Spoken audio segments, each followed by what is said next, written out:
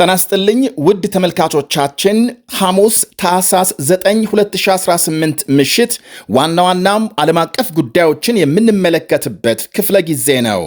ዛሬ ጎልተው ከወጡ ዘገቦች በጋምቤላ ክልል ሳምንት አስቆጥሯል የተባለው አለመረጋጋት እየተባባሰ መምጣቱና የጋምቤላ ከተማ ፖሊስ አዛዥ መገደላቸው እየተነገረ ነው። በዚህ ላይ የደረሰን መረጃ አለ። ቭላድሚር ፑቲን የማይረቡ በማለት የዘለፏቸው የአውሮፓ መሪዎች በብራሰልስ አስቸኳይ ስብሰባ ተቀምጠዋል። የተባበሩት መንግስታት አሜሪካንን እንዲያስታግስላት ቬንዙዌላም መጠየቋ ይሰማል። ትራምፕ የቬንዙዌላን መውጫ መግቢያ ተቆጣጥረው የመጨረሻው የጦርነት ፊሽካ ሊነፋ ከጫፍ ደርሷል።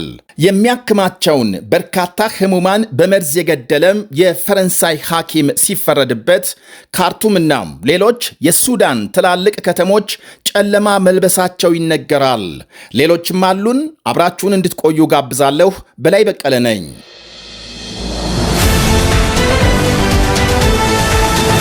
የጋምቤላ ከተማ ፖሊስ አዛዥና ሌሎች በርካታ ሰዎች መገደላቸው ተነገረ። በክልሉ የዕለት ተዕለት እንቅስቃሴ መስተጓጎሉ እየተነገረ ነው። የጋምቤላ ከተማ ፖሊስ አዛዥ በተፈጸመባቸው ጥቃት መገደላቸውን የክልሉ ርዕሰ መስተዳድር ወይዘሮ አለሚቱ ኡመድና ምክትላቸው እንዳረጋገጡለት ቢቢሲ ዘግቧል። በተለይ ካለፉት ጥቂት ቀናት ጀምሮ ማንነታቸው ያልታወቀ ታጣቂዎች በክልሉ የተለያዩ አካባቢዎች ጥቃት እየፈጸሙ መሆናቸው ሲነገር፣ በዚህም ቁጥራቸው ያልተገለጸ የጸጥታ አባላትና ሰላማዊ ሰዎች መገደላቸው ተመልክቷል። የነዋሪዎች የዕለት ተዕለት መደበኛ እንቅስቃሴ መስተጓጎሉን ትላንት ምሽት የክልሉ መንግስት ባወጣው መግለጫም በስም ያልጠቀሳቸው ኃይሎች ከሰሞኑ በጋምቤላ ከተማና በሌሎች ወረዳዎች ትርምስ ፈጥረዋል በማለት ከሷል። የጋምቤላ ከተማ ፖሊስ አዛዥ ግድያን ባይጠቅስም የጸጥታ አካላትና አመራሮች ኢላማ ተደርገዋል ሲል ገልጧል። ከመግለጫው ቀደም ሲል ቢቢሲ ያናገራቸው የክልሉ ርዕሰ መስተዳድር ወይዘሮ አለሚቱ ዝርዝር መረጃ ባይሰጡም ግድያውን ግን እንዳረጋገጡና ምክትላቸው ደግሞ በሌላ ጥቃት አንድ የባንክ ስራ አስኪያጅ መገደሉን እንደገለጹ ጠቅሷል። ጥቃት ያደረሱ ወገኖች እነማን እንደሆኑ በትክክል ባይታወቅም መስተዳድሩ ግን በርካታ ተጠርጣሪዎች መያዛቸውን በትላንቱ መግለጫም አመልክቷል።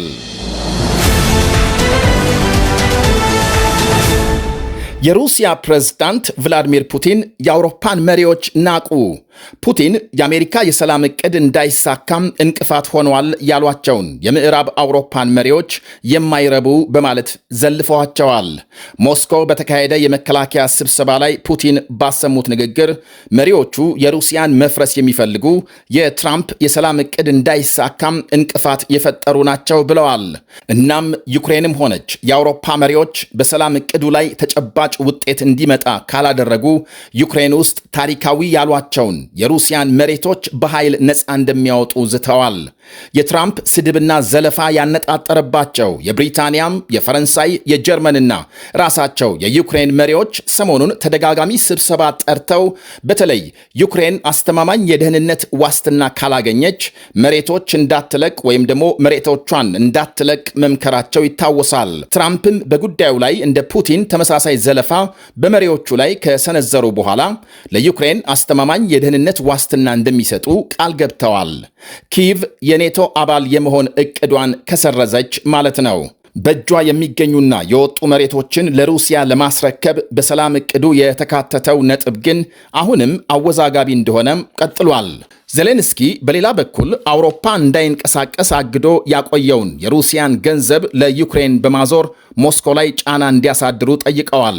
በዚያው የሩሲያም የማይንቀሳቀስ ሀብት ላይ የሚመክር ወሳኝ ስብሰባም በዛሬው ዕለት መካሄዱን አስመልክተው በሰጡት ቃል ሩሲያም ጦርነቱን ለመቀጠል ያላትን ፍላጎት በማጨናገፍ ተስፋ እንድትቆርጥ ማድረግ ይገባል ብለዋል።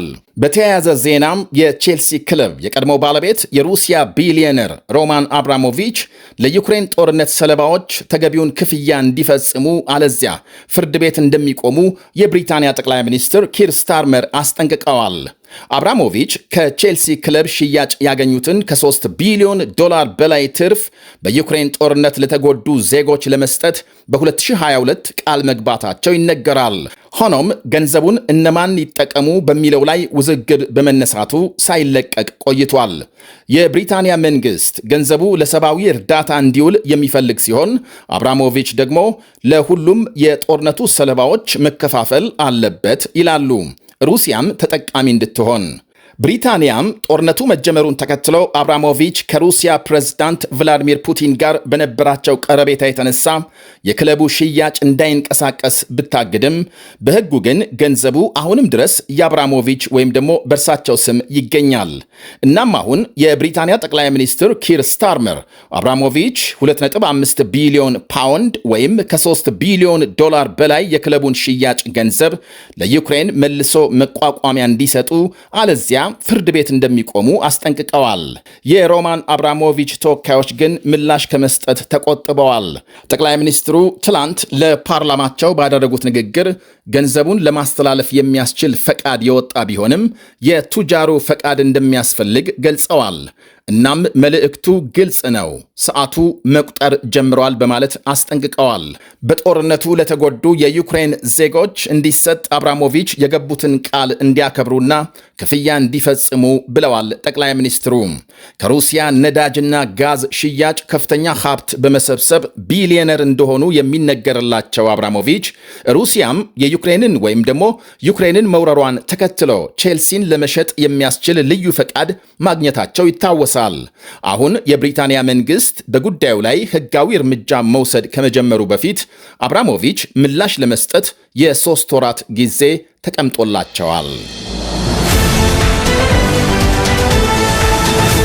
ቬንዙዌላም የመንግስታቱ ድርጅት ጸጥታው ጥበቃ ምክር ቤት አሜሪካንን እንዲያስታግስላት መጠየቋ ተነገረ።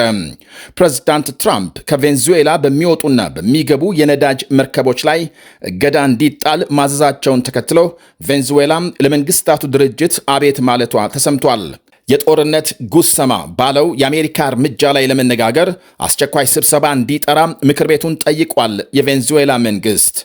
የቬንዙዌላ መንግስት የውጭ አሸባሪ ድርጅት ተብሎ መፈረጁን የገለጹት ፕሬዝዳንት ትራምፕ የአሜሪካንን ሀብቶች በመስረቅ በሽብር ድርጊት ባደንዛዥ ዕፅና በሰዎች ሕገወጥ ዝውውር ሲፈጽም ቆይቷል ሲሉ ወንጅለዋል። እናም አሁን ከቬንዙዌላ በሚወጡና በሚገቡ ነዳጅ ጫኝ መርከቦች እገዳ እንዲጣል ማዘዛቸውን አስታውቀዋል። በደቡብ አሜሪካ ታሪክ ታይቶ ባልታወቀ ሁኔታ በግዙፍ የጦር መርከቦች ቬንዙዌላ መከበቧን በኩራትና በድፍረት የሚናገሩት ፕሬዝዳንቱ የኒኮላስ ማዱሮ መንግስት ነዳጅ በገፍ እየቸበቸበ ወደ ግል ኪሱ ይከታል ሲሉ ከሰዋል። ከፍተኛ የነዳጅ ክምችት ካላቸው ጥቂት የዓለማችን ሀገሮች አንዷ የሆነችው ቬንዙዌላ የትራምፕን ክስ ውድቅ በማድረግ አሜሪካም ሀብቴን ለመስረቅ እየሞከረች ነው በማለት ወቅሳለች። አሜሪካም የእስር ማዘዣና ጠቁሞ ላስያዛቸው የ50 ሚሊዮን ዶላር ሽልማት ያወጣችባቸው የቬንዙዌላ ፕሬዝዳንት ኒኮላስ ማዱሮ ስልጣን እንዲለቁ ለዓመታት ግፊት ስታደርግ ቆይታለች። ትራምፕ ለሁለተኛ ጊዜ ስልጣን ከያዙ በኋላ ግን ከፍተኛ ወታደራዊ ኃይል በቬንዙዌላ ዙሪያ በማስፈር የማዱሮን አገዛዝ በኃይል ለማስወገድ ቆርጠው የተነሱ መስለዋል። በየጊዜው አደንዛዥ ዕፅ ያመላልሳሉ ባሏቸው መርከቦች ላይ ጥቃት እየፈጸሙ በርካታ ሰዎች ሲገድሉ፣ ባለፈው ሳምንት አንድ ነዳጅ የጫነች የቬንዙዌላን መርከብ መያዛቸው ይታወሳል። ትራምፕ አሁን የቬንዙዌላን የባህርና የአየር ክልል ዘግተው በቅርብ ርቀት ወጪና ገቢውን በመቆጣጠር ላይ ይገኛሉ። አሁን በአሜሪካና ቬንዙዌላ መካከል የቀረ ካለ በይፋም ቃታ መሳብ ብቻ ነው ይላሉ ታዛቢዎች። በርካታም የአሜሪካ ምክር ቤት አባላት አሜሪካም ለዚያውም ከቅርብ ጎረቤት ሀገር ጋር ጦርነት መቅጠም የለባትም፣ ብዙ ዋጋም ያስከፍላል በማለት እያስጠነቀቁ ናቸው።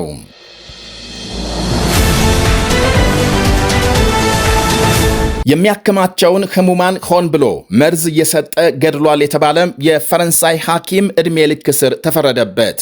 ዶክተር ዴዝ የሚል ቅጽል የወጣለት ይኸው የ53 ዓመት ማደንዘዣ ሰጪ ሐኪም 30 የሚደርሱ ህሙማንን በተለያየ ጊዜ ሲመርዝ ከነዚያ ውስጥ 12ቱ ሞተዋል ነው የተባለው። በደም ስር በሚሰጥ ጠብታ ውስጥ የልብ ድካምና የደም መፍሰስ የሚያስከትሉ ኬሚካሎችን እየጨመረ ለህሙማኑ እንደሰጣቸው ተነግሯል።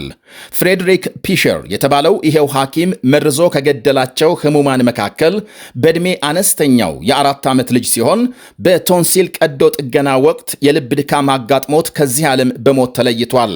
በዕድሜ ትልቁ ደግሞ የ89 ዓመት አዛውንት መሆናቸው ተመልክቷል። በፈረንሳይ ምስራቃዊ ከተማ ለ4 ወራት የቆየው የክስ ሂደት ሰውየውን የዕድሜ ልክ እስራት በማከናነብ ተጠናቋል። የስቃይና ቅዠት ማብቂያ ብላለች ከኬሚካል የተረፈች ፈረንሳዊ ሳንድራ ሲማርድ። ሌላው ታካሚ ዣን ክላውዲ ጋንደን ግልግል አሁን ገናን ፈታ ብለን እናከብራለን ሲል በፍርድ ቤቱ ውሳኔ የተሰማውን እፎይታም ገልጧል። ካርቱምና ሌሎች የሱዳን ትላልቅ ከተሞች በጨለማ መዋጣቸው ተነገረ። የሀገሪቱ ግዙፍ ኤሌክትሪክ ማመንጫ ጣቢያዎች በድሮን መመታታቸውን ተከትሎ ካርቱምና ሌሎች ግዙፍ ከተሞች ለጨለማ መዳረጋቸው ተነግሯል።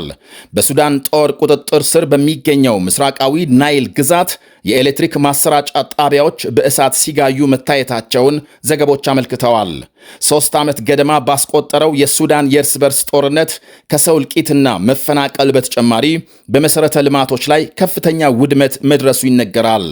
በአሁኑ የድሮን ጥቃት በሀገሪቱ ዋነኛም የኤሌክትሪክ አቅራቢ የሆነው አልሙቅሪን የኃይል ማመንጫ ኢላማ መደረጉ ለትላልቅ ከተሞች ጨለማ መልበስ ምክንያት ነው ተብሏል።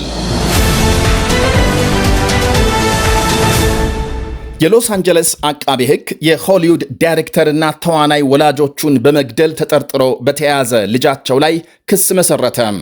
ታዋቂው የፊልም ዳይሬክተርና ተዋናይ ሮብ ራይነርና ባለቤቱ ባለፈው እሁድ በመኖሪያ ቤታቸው ሞተው መገኘታቸው ይታወቃል። ፖሊስ ምርመራ መጀመሩን ተከትሎ የሟቾቹን ወንድ ልጅ ኒክ ራይነርን በጥርጣሬ ይዞ ያሰረ ሲሆን አሁን በይፋ ክስ ተመስርቶበታል።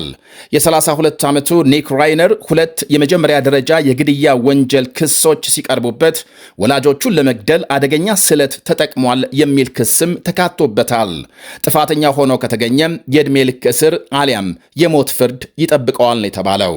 የ78 ዓመቱ ሮብ ራይነር ስታንድ ባይ ሚና ኤ ፊው ጉድ ሜን የተባሉትን ጨምሮ በዓለም ላይ የታወቁ በርካታ ፊልሞች በማዘጋጀት ትልቅ አድናቆት አግኝቷል።